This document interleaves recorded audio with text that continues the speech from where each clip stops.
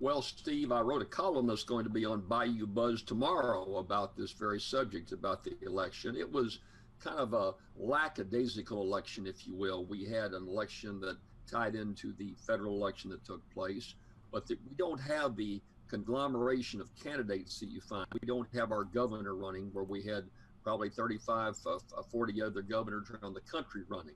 We didn't have legislators and that kind of thing. No U.S. senators were up in this time frame. We had the congressional delegation, but every member of the congressional delegation had raised a lot of money because of gerrymandering and a very safe district they built. There was virtually no serious opposition. As a consequence, all the Louisiana congressmen, the incumbents, went right back in office.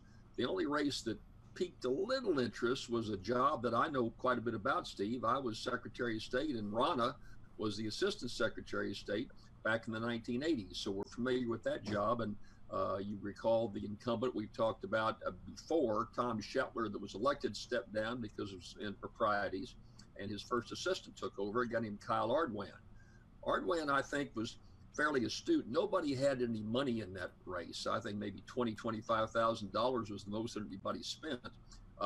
Ardwan just took on the mantle of, I'm the Secretary of State, I'm fighting for you. And there was no real alternative to him that made any real sense on TV.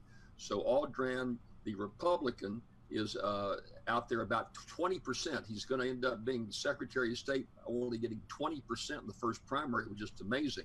Right.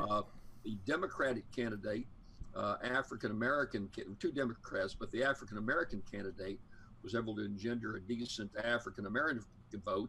She's in the runoff with Ardwan.